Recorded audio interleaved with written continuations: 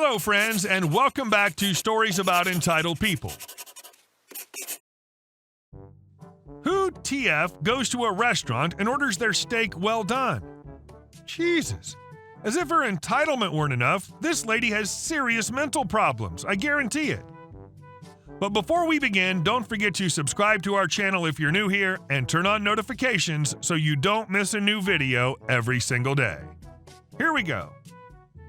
Entitled mom wants her steaks extra well done? Fine. I was a full-time cook at a restaurant at a hotel and had encountered an entitled mother at a supermarket who was determined to buy my knife set and the bag it was in for a measly $50. I declined and she complained to the management there and then complained to my actual manager. I'd forget all about her for the next few months. But when her family came by for dinner, apparently she didn't forget me, or at least the restaurant I worked at. It wasn't particularly busy, but we did have a few reserved tables later in the evening. At the time, I was just a line cook. It pays all right, decent hours, and hours are pretty flexible. The special we had then was classic steak with potatoes. When asked how she'd like the steak, the EM asked for well done.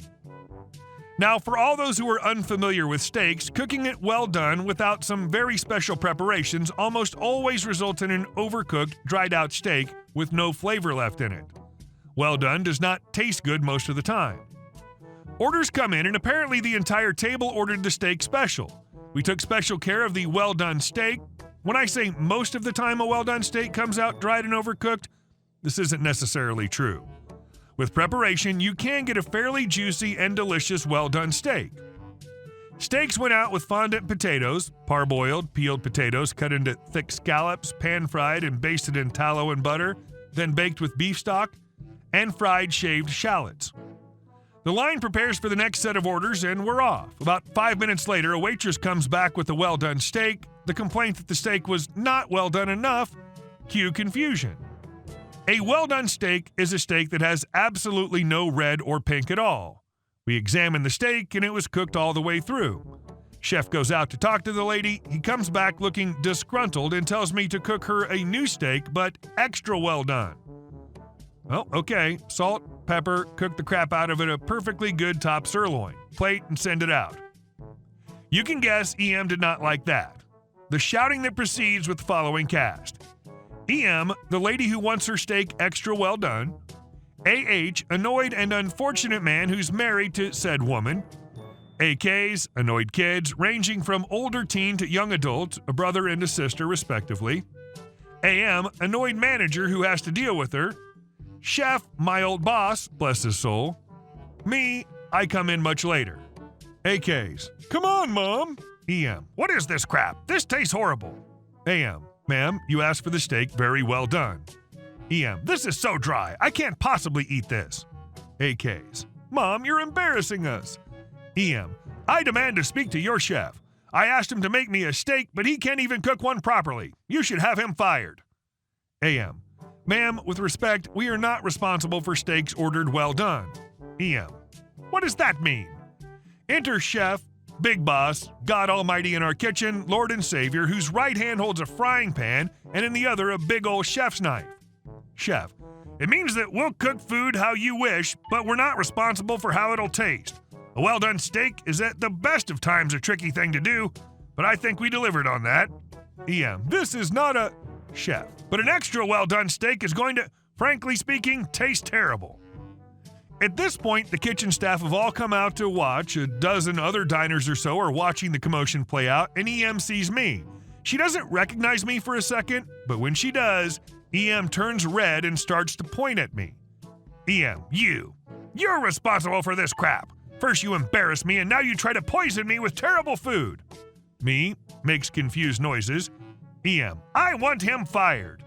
Me, still shocked and confused.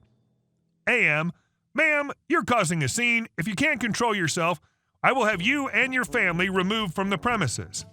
AH, EM, that's enough. He gives EM a look and she purses her lips and shuts up.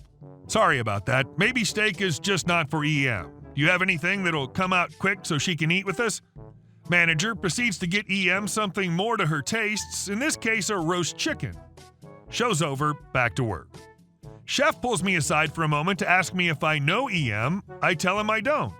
EM doesn't so much as make a single complaint until near the very end. When her family leaves, her husband pays the bill, she takes the tips. Joke's on her, her husband gave the waitress a big tip when she wasn't looking. It wasn't until the manager reminds me about the bad review that I remember her. We have a good laugh about it, and then promptly forget all about her until recently when I saw her at the park earlier this week.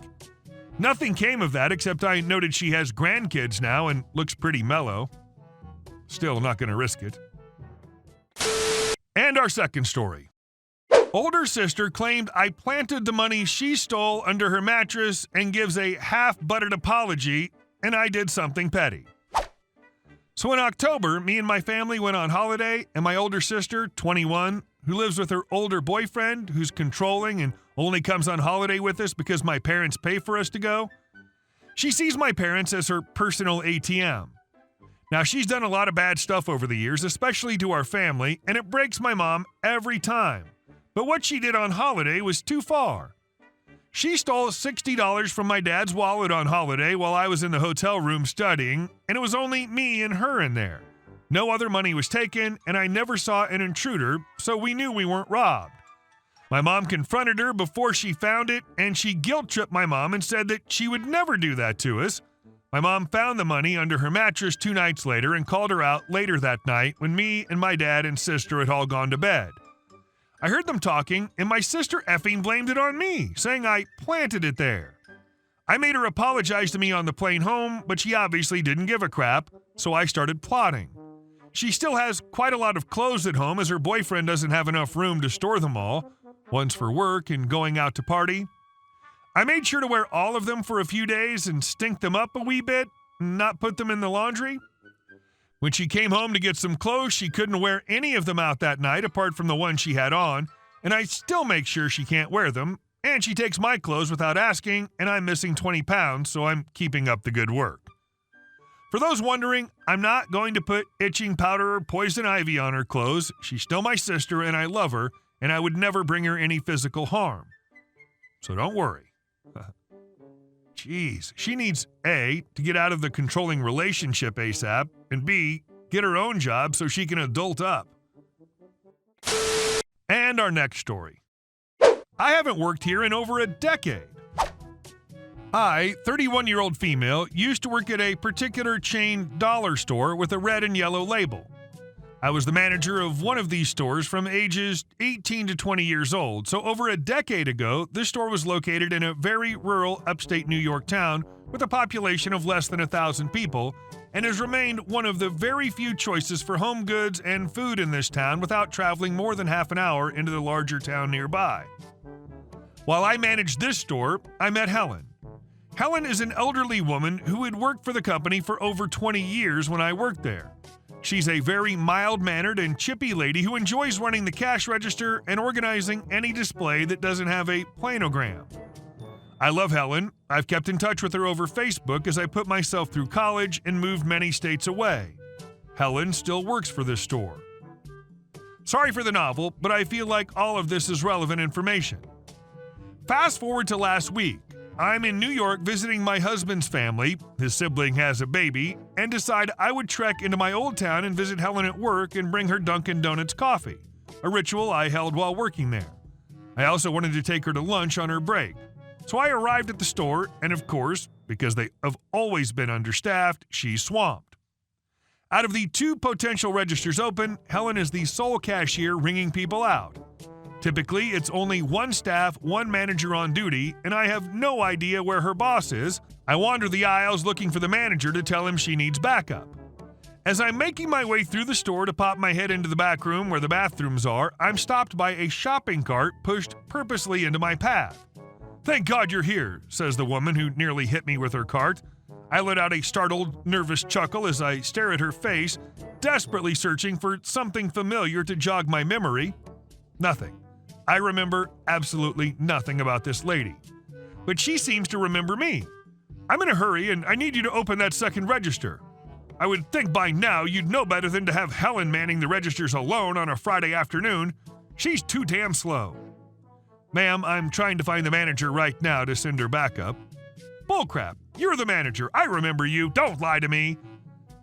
I lose my collective crap and burst into laughter. What? Is all I managed to get out. Girl, everybody knows you run this godforsaken store. Go help her. I look down at my shirt to make sure I'm not wearing red, the uniform, nope, and say to this lady, I haven't worked for this crappy company in over a decade, ma'am. I'm just here to see Helen. Now get your effing cart out of my way so I can get her back up. She pauses for a second, tense like she was about to scream, then exhales in an animated fashion and slowly pulls her cart back. All right, but you definitely know how to run the register. I push the double doors open to the back room and say, I do not work here. Thankfully, I ran nearly straight into Helen's boss. He quickly went up front to check her out. I still have no idea who the hell she was, and I remember most of my regulars. It threw me for such a loop. Helen and I had a great lunch. She swears she's never seen that lady before either. And our last story. Relatives sold my father's and my mom's house for half of the value. My father passed away a few years ago, and my adopted mom, who is old and has dementia, relatives sold my father's and mother's house for half the value with everything inside in a rush sale. I did not know the law at that time and was told by my mom's relatives that my father had no will, so everything automatically went to my mom and her family. I came across an article that in that country that when a person dies without a will, their heirs/children automatically inherit the estate. The estate cannot be sold without all heirs agreeing. If it is sold, the sale will be void. I've contacted a lawyer and it was true. I can get the house back by simply showing my birth certificate. Also, because my mom has dementia, she's not capable of doing a sale. The lawyer went to meet with my mom on my behalf to ask a few questions about the sale of the house. Her relatives heard everything, then started attacking me online and making nasty posts about me and how I was going to kick a family out of the house because of pure greed and that I already have a house in the USA. I'm greedy to have another house. They threaten that they'll get new owners to sue me, etc.